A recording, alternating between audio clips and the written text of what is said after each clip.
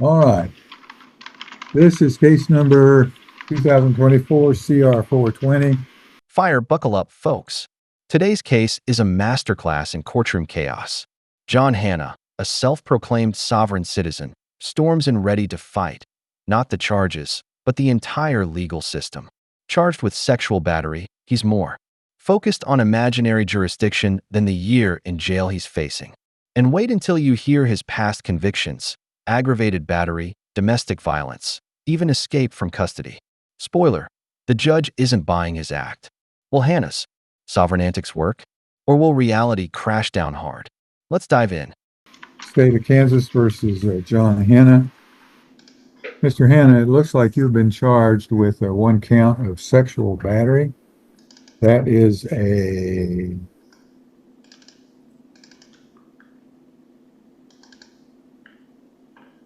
that's a Class A misdemeanor. That can carry up to a year in the county jail and a fine of up to $2,500. So let's talk about how you might want to handle your case. This is just the time just to let you know what your charges are. Did you get a copy of the charges against you? Of course not. I haven't even been found guilty on the sanction, the write-up while I'm in here. Well, of course you're not going to be found guilty yet. But I mean, I don't mean to interrupt you, but that's the procedure. And I mean, we could talk to the Department of Justice about the jurisdiction of the case as well. We can take it to that extent, but you can go ahead and continue. I would like to challenge the jurisdiction on the charge. I want to state that for the records as well. Will you continue? And you can start off with the sovereign citizen crap about jurisdiction and everything else if you want to. I'm saying, I understand that. I'm just saying. Collision asterisk, Hanna's first mistake? Thinking the Department of Justice cares about his traffic stop philosophy. The judge shuts him down cold. You're here. I'm here. That's jurisdiction. But Hanna's real problem? His rap sheet. Aggravated battery, escape charges, and now he's arguing over paperwork? The state recommends a $7,500 bond. But here's the twist. Asterisk, how did he even get out last time? Asterisk, no paperwork, no record. Did he Houdini his way out? The court's scrambling, and the drama's just getting started. Asterisk. But it's not going to talk to the Department of Justice as well, because you know who the director of the Department of Justice is, right? That's just fine. You can do whatever you want. What's between now? Anyway, he'll be waiting on an indictment on you. Then you're charged with one count of a sexual battery, Class A misdemeanor. Are you going to have an attorney to represent you, or do you want the court to appoint somebody to represent you? You can appoint me one, and I'll give you a hearing date on the misdemeanor control docket. Your next hearing is going to be November 18th at 9 o'clock with Judge Webster. That can be by Zoom. Mr. Canfield, what's the state's recommendation on bond here? Your Honor, in addition to the sexual battery against a deputy, the defendant also has been convicted of aggravated domestic battery, aggravated battery, and aggravated escape from custody. So at this time, on those cases, the state's recommendation will be a $7,500 cash or surety bond. Those charges aren't even my record. For legal detainment and very well. The court's going to go ahead and set your bond at $7,500 30. Maybe he's facing the grand jury. If you can, sounds like you can afford your own counsel, so I'll let you go ahead and see about doing that. If you can't afford it, when you get around to your next hearing, you can ask the judge to appoint counsel for you. But I've given you your next hearing date. You know what your bond is. You'll need to stay with the sheriff until such time as you are able to execute your bond. And so we didn't address the jurisdiction issue either, right? The fact that you're where you are and I'm where I am means that I have 24 CR 420, State of Kansas versus John Raymond Hanna. Jared Regier for the state. defendant pro se, but does John Hanna appear? Again, I called a while ago and no answer, so John Hanna fails to appear. Mr. Regier, recommendations on a sexual battery charge dating back to August 30th, 2024. The defendant was to make a $7,500 cash or surety bond, although he was very combative and challenging at the time. Your Honor, I do have some notes from the initial hearing on September 6th before Judge Sanders that would appear to at least marginally refer to what the court is referring to insofar as the defendant's attitude at the first hearing was concerned, or perhaps demeanor is a more appropriate term for it. I do not have anything in my file insofar as an appearance bond is concerned. Perhaps the court knows something that I do not know, but I am not showing any affidavit from the jail either. I am not showing anything in the file concerning the bond, although I'll check my queue real quickly and see if it's something that might be in there. Well, I'm not seeing it, but yet I don't know how I could have gotten out of jail without making a bond. And my notes do appear to suggest that that the defendant did appear in custody. To cut it to the quick, Your Honor, the state will be recommending, based off of the amount of the bond and the charges before the court, at the very least $15,000 cash or surety, or no bond hold, depending on which way the court determines is appropriate. The state would also defer to the court as to whether a bench warrant or a bench bond forfeiture should be the court's order at this time. Well, I'm going to issue a bond forfeiture, but if he didn't post the bond, then of course we can't enforce it. But I'm ordering a bond forfeiture. I'm ordering a bench warrant for the failure to appear, and the new bond will be set at $15,000 cash or surety. Thank you, Your Honor. ER 617. Sir, you may need to scoot over a little bit to be picked up by that microphone. I'm not sure, but sometimes you have to be in the middle with it. Mary Ann Shirley appears for the state. Are you Abel Estrada Jr., sir? Yes, if I may, can I make a statement? No, not yet. Okay, sir, you are charged in count 1 with on or about the 21st day of August, 2024 in Greenwood County, state of Kansas.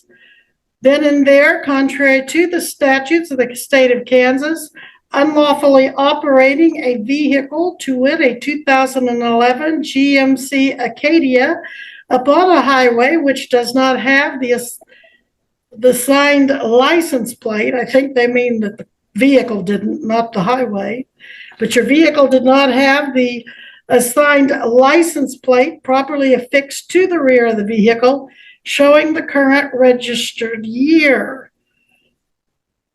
And this is an unclassified misdemeanor. It is punishable by up to $2,500 in fines and a possible sentence of up to 6 months, 30 days minimum, up to 6 months, although probation is usually granted. Now, sir, did I not just have you in municipal court recently on the same charge?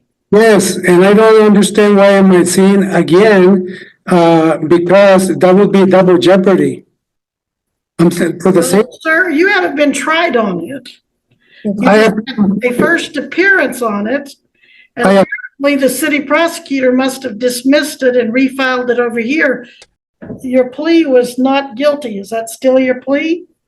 yes, but I'm here to make a separation between my name. My name is Abel Estrada with low caps. This name on the top, I don't know if you can see it. This name on the top is my straw man. I am the man, and this is the straw man.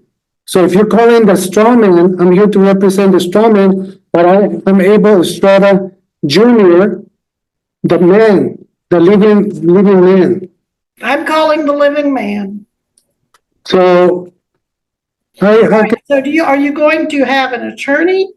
Are you going to need to apply for court-appointed attorney, or will you be waiving your right and representing yourself? No, of course, I wanted to have an attorney, but I still haven't not made my statement, which is, Are you going to hire an attorney or apply for court-appointed? I cannot afford an attorney, but I need to make my statement that Let me get a few things worked out, sir. You're going to apply for an attorney, so you'll need to fill out an application for court-appointed attorney. And the deputy down there can give that to you. Make sure you fill that out and get that back to me before this hearing is over. Make sure you fill in all the blanks and you sign it and you date it where it says to, because I generally don't consider those if they're not thoroughly completed. And then you call back to my assistant, Missy, later in the week to see if one is appointed and who that will be. Do you need Missy's number, or did you take it down earlier from the other hearings? no, I don't have. All right. Missy, do you want to give him your number? 620-583-8155. And then Missy, when is his next court date? Well, I haven't explained my position. Sir, we're not going to have a trial today. You're going to need to talk to your attorney before you have a trial. So Missy, when is his trial date? I wanted to move. Sir, please do not interrupt. Missy, when is his, and we won't set it directly for, do you want to set it directly for trial, or do you want to set it for a status so I can check in with you after you talk to your attorney? I don't know what the status means. Well, let's set it for a status, Missy, or control. November 22nd at 10. You, sir, will need to be back here by Zoom November 22nd at 10 a.m. Are you on bond? Let me check. Why would I need a bond? Complaint from legal cause. There is no bond on the file, and it is an unclassified misdemeanor. So I'm not going to make you file a bond since it's an unclassified misdemeanor. If you fail to come to court, though, most likely a warrant would be issued anyway, and you'd be taken into custody. But as long as you come to court when you're told to, that's not going to be a problem. So you're going to call and get your attorney, or find out if you have an attorney. I haven't given the chance to You do not need a bond. miss this case because I didn't try for this, and I have the license plates, both license plates. I was not driving anything unlawful or illegal. I'm living in the private. I'm driving in the private, and so I want to move for dismissal with extreme prejudice. And also, I want to make sure that you understand that I want to keep all my constitutional rights. So far, my constitutional rights are being trampled over right now by yourself because you're not giving the chance to speak. I have not given the chance to speak. You're just going over and over. And I'm requesting that you remove this case because I have not been given the opportunity to explain myself. I want to keep my rights. And I haven't been able to keep my rights. You yourself and the lady on the other side signed a oath of office to uphold the Constitution of the United States, and I'm not being given those rights right now, man. I respectfully request that you honor my rights. And I want to move for a complete dismissal because it's double jeopardy and I already appeared in court. All right. Well, I did give you the opportunity to speak. You were speaking, not I, not Miss Shirley. And so I gave you the chance to say what you want to. If you want to talk to your attorney can help you put together the motions that you've kind of implied, at least, if not outright said you want to pursue. But we will take that up on the date that I gave you to reappear. I'm sorry, it's breaking up. You said you're going to take what up to do what? I can take up any motions that you want to file at a later date. With the next court date, we can revisit any motions or visit any motions you want me to consider. I appreciate it. Thank you. You're welcome. being dragged on so much, and I have a hard time moving around. As you can see, I'm disabled, and I only come here once a week to the hospital to be treated, and all this court is putting a lot of stress, and I'm not able to heal properly. Why are we dragging it out so much, ma'am? When did you get this disability? I don't remember you being unable to walk the last time I saw you. I came in my bike is right here. I have it right here. I don't know if you can see it. But I normally use a walker in a wheelchair, but I'm using the other one because it's easier to carry in the car. It's what's it called? It's a knee scooter. I have 2 amputations on my feet. So ambulation is very difficult. I'm having a lot of pain. In fact, I'm under medication right now. The court finally drops the hammer. A new $15,000 bond is issued and a bench warrant is signed. It's clear now. This guy slipped through the cracks, and they are locking it down before anything worse happens. This is the kind of judicial response that reminds you some systems still work when they are paying attention. Well, that's why you need to call back here. You don't have to come in person. Call back here or have your wife or helper, whoever that is with you, call for you, and Missy can tell you if you qualify for an attorney and who that attorney will be and how you can get a hold of that attorney before your next court hearing. We did give you the date of that court hearing. You will need to be back here for that, but you can do that by Zoom. You don't have to even leave your home to do that as long as you've got a clear signal that allows us to communicate. So you're always welcome to come down there to the courthouse like you're doing now, but you don't have to as long as you can communicate by Zoom. And remind me, what town do you live in, sir? Are you from Kansas? Yes, I'm in Howard. But even last night, when I got the letter from Balance scale. And that's a wrap on Sovereign Citizen Bingo. Hannah vanished before trial.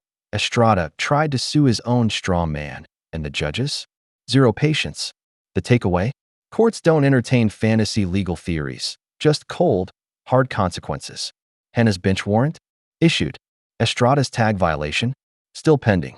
If you love this legal circus, smash that like button, drop a comment. Who do you think won? And subscribe for more courtroom showdowns. See you next time, where we guarantee more gavels, more chaos, and zero sovereign victories.